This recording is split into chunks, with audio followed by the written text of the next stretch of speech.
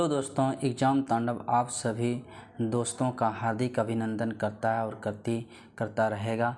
दोस्तों, please channel को like, share और सब्सक्राइब करें दोस्तों, तथा चैनल का बेल आइकन ज़रूर दबाएं दोस्तों, ताकि सबसे पहले आने वाले नोटिफिकेशन आप तक पहुंच पाए और आप वीडियो का आनंद ले सकें दोस्तों, ताकि आप अपने तैयारी को और मजबूती दे सके दोस्तों। हम जो है दोस्तों सारे क्वेश्चन को, सारे जो है टॉपिक को दोस्तों क्वेश्चन वाइज बताएंगे आप लोगों को, यानी जिस तरह से ओरिएंटेड होके एग्ज़ाम में क्वेश्चन आएगा दोस्तों, उसी तरह से हम परिचर्चा करेंगे सारे टॉपिक को दोस्तों झारखंड के। तो चलिए दोस्तों स्टार्ट करते हैं दोस्तों बिना देर किए हुए। चलिए नमस्कार साथियों, स्टार्ट करते हैं।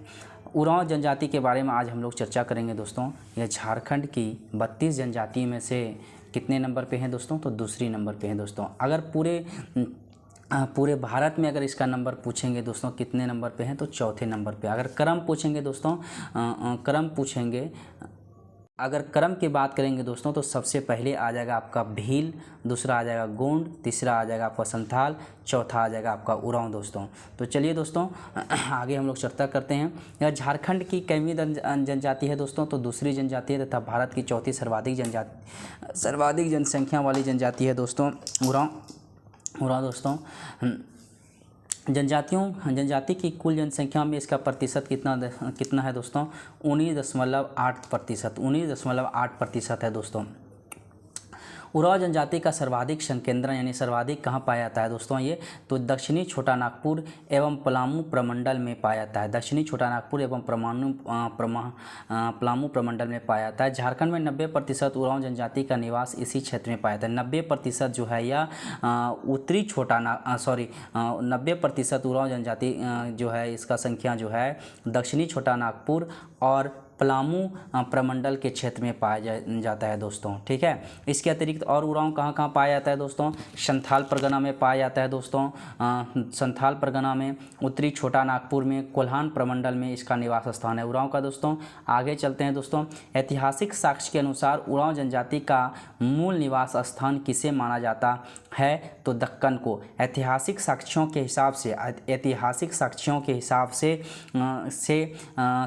अनुसार से उरांव जनजाति का मूल निवास स्थान किसे माना जाता है दोस्तों? दक्कन को माना जाता है, दक्कन को। अगला चलते हैं दोस्तों हम लोग। उरांव स्वयं को क्या कहते हैं दोस्तों? कुरुक कहते हैं। उरांव स्वयं को क्या कहते हैं दोस्तों? तो कुरुक कहते हैं। उरांव स्वयं को क्या कहते हैं दोस्तों? तो कुरुक कहते हैं। उरांव स्वयं को क्या कहते हैं दोस्तों? कुरुक कहते हैं, जिसका शाब्दिक अर्थ है मनुष्य होता है दोस्तों। उरांव जो है कुड़ुक भाषा बोलते हैं। उरांव कौन सी भाषा बोलते हैं दोस्तों? तो कुड़ुक भाषा बोलते हैं। यह द्रविड़ भाषा परिवार की है। उरांव जो है उरांव जो है दोस्तों वह कुड़ुक भाषा बोलते हैं, और यह कुड़ुक भाषा जो है किस भाषा परिवार की है? तो द्रविड़ भाषा परिवार की है। प्रजाति एवं भाषाएं दोनों विशेषताओं के आधार पर इस जनजाति का संबंध जो है द्रविड़ भाषा समूह से। किससे है दोस्तों? द्रविड़ भाषा समूह से है। अगला चलते हैं हम लोग दोस्तों। झारखंड की सबसे शिक्षित एवं जागरूक जनजाति किसे कहा जाता है दोस्तों? तो उरांव को कहा जाता है दोस्तों। यही कारण है कि झारखंड के जनजातियों में सर्वाधिक विकास अगर बोलेगा तो किस जनजाति का हुआ है?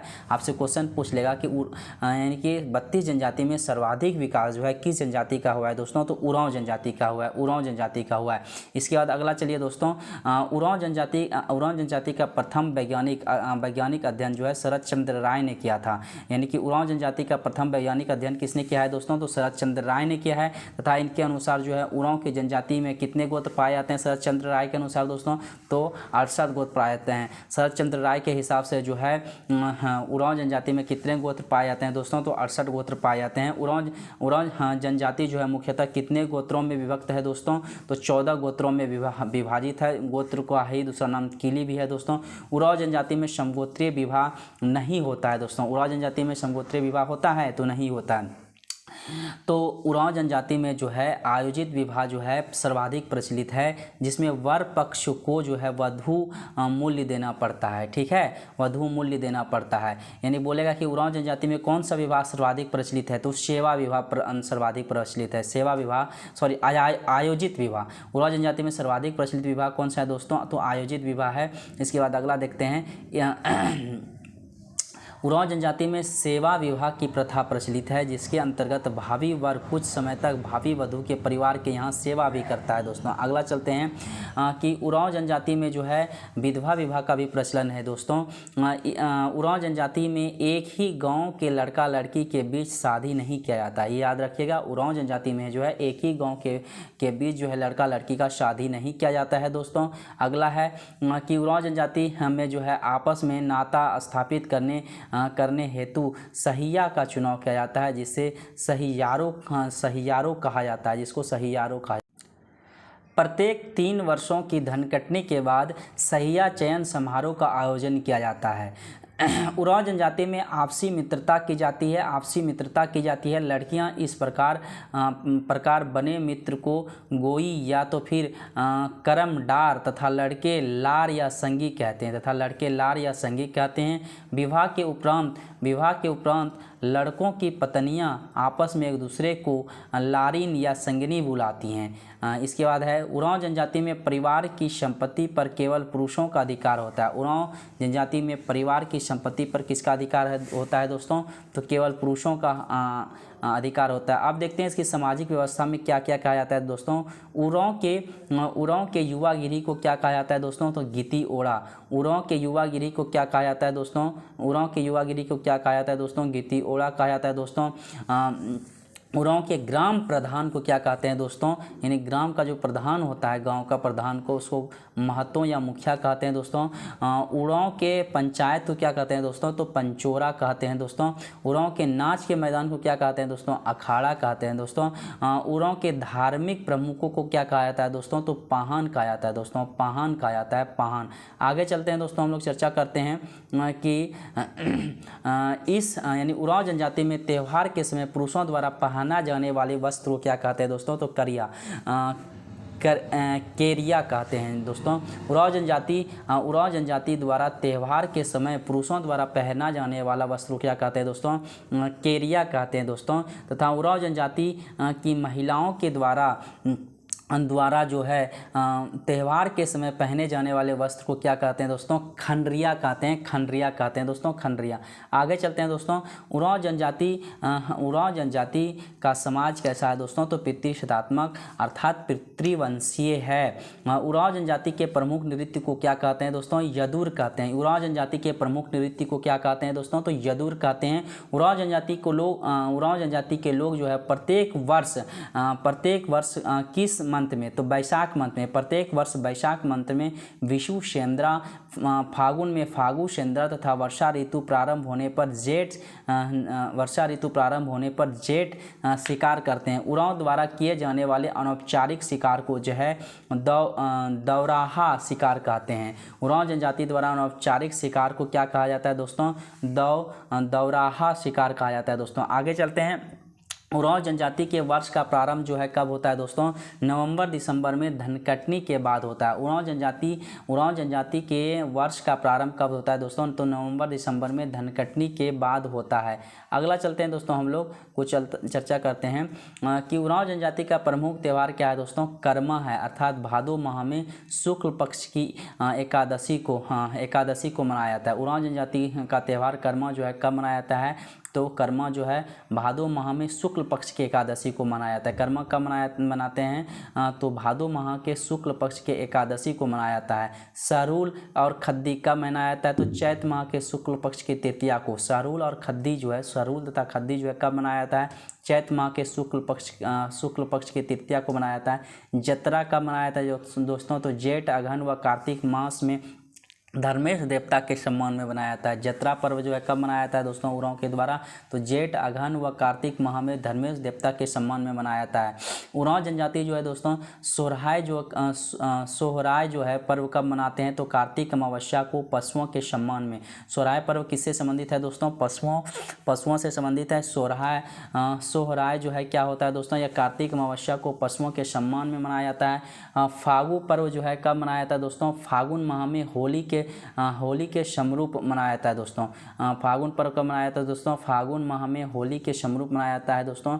अगला चलते हैं, उरांव जनजाति जो है कैसी कृषक बन गई है दोस्तों, तो अस्थाई कृषक बन गई है। उरांव जनजाति जो है किस प्रकार की कृषक बन गई दोस्तों, तो अस्थाई कृषक बन गई है।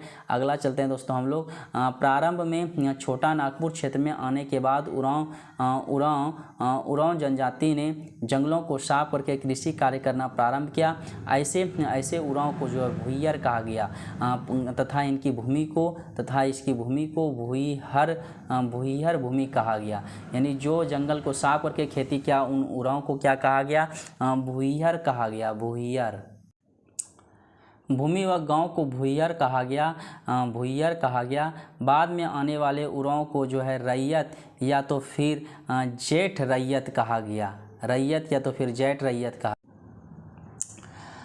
उरांवों में जो है पसरी नामक एक विशेष प्रथा पाई जाती है, जिसके जाति है जिसके अंतर्गत आपस में मेहनत का विनिमय किया जाता है या किसी को हल बैल देकर उसे खेत को जोतने व कोड़ने में सहायता ली जाती है दोस्तों। उरांव जनजाति का प्रमुख भोजन चावल, जंगली पक्षी तथा फल है। उरांव जनजाति का प्रमुख भोजन क्या है दोस्तों, चावल, जंगली पक्षी व फल है। इसके बाद है कि उरांव जनजाति कौन सा मांस नहीं खाती है, किसका, तो बंदर का मांस निषिद्ध है, नहीं खाता है। उरांव जनजाति जो बंदर का मांस नहीं खाता है दोस्तों। उरांव जनजाति का लोकप्रिय पेय क्या है दोस्तों, तो हड़िया है। उरांव जनजाति का प्रमुख देवता कौन है दोस्तों, धर्मेश या धर्मी है, जिन्हें जीवन तथा प्रकाश देने में सूर्य के समान माना जाता है। अन्य देवी देवता देखते हैं दोस्तों। उरांव का पहाड़ देवता किसको कहा जाता है दोस्तों, तो मरांग बुरु को। उरांव जनजाति के पहाड़ देवता को क्या कहा जाता है, मरांग बुरु। उरांव जनजाति के ग्राम देवता को क्या कहा जाता है, तो ठाकुर देव कहा जाता है। उरांव जनजाति के सीमांत देवता को क्या कहा जाता है, तो डिडवाहर कहा जाता है। उरांव जनजाति के सीमांत देवता को क्या कहा जाता है, तो डिडवाहर कहा जाता है। उरांव जनजाति के कुल देवता को क्या कहा जाता है, तो पूर्वजात्मा कहा जाता है, पूर्वजात्मा। आगे चलते हैं दोस्तों, हम लोग परिचर्चा करते हैं कि उरांव जनजाति में फसल की रोपनी के समय भेलवा पूजा तथा गांव के कल्याण के लिए वर्ष में एक बार गुरैया पूजा किया जाता है। वर्ष में एक बार गुरैया पूजा और एक बार रोपनी के समय उरांव जनजाति भेलवा पूजा और गांव के कल्याण के लिए जो एक बार गुरैया पूजा का आयोजन किया जाता है दोस्तों। आगे चलते हैं, उरांव जो है गांव का धार्मिक प्रधान उरांव के गांव के धार्मिक प्रधान को क्या कहता है, तो पाहन कहता है तथा उसका सहयोगी को जो है पुजार कहा जाता है। उरांव के गांव के धार्मिक प्रधान को क्या कहा जाता है, तो पाहन कहा जाता है तथा पाहन के सहयोगी को क्या कहा जाता है दोस्तों, तो पुजार कहा जाता है। उरांव का मुख्य पूजा स्थल क्या है दोस्तों, तो सरना है। उरांव का मुख्य पूजा स्थल को क्या कहा जाता है, तो सरना कहा जाता है। उरांव के पूर्वजों की आत्मा के निवास स्थान को क्या कहते हैं दोस्तों, तो शासन कहते हैं। उरांव के पूर्वजों की आत्मा के निवास स्थान को क्या कहते हैं दोस्तों, तो शासन कहते हैं। उरांव जनजाति में जनवरी में हड़बोड़ा संस्कार का आयोजन किया जाता है। जनवरी में हड़बोड़ा संस्कार का आयोजन किया जाता है, जिसमें से साल भर में मरे गोत्र के सभी लोगों की हड्डियों को नदी में निक्षेपित किया जाता है दोस्तों। इसे गोत्र खुद्दी कहा जाता है, दोस्तों। आगे चलते हैं, मान्यता है कि हड़बोड़ा संस्कार के बाद उनकी आत्मा पूर्वजों की आत्मा से मिलती है, जिसे कोहोम बेंजा कहा जाता है। उरांव जो है तांत्रिक एवं जादुई विद्या में विश्वास करते हैं दोस्तों। उरांव जनजाति जो है किस में विश्वास करते हैं, तो तांत्रिक और जादुई विद्या में विश्वास करते हैं। उरांव जनजाति में जो है जादू टोना करने वाले व्यक्ति को क्या कहते हैं, तो माटी कहा जाता है। उरांव में जो है जादू टोना करने वाले व्यक्ति को क्या कहा जाता है दोस्तों, माटी कहा जाता है।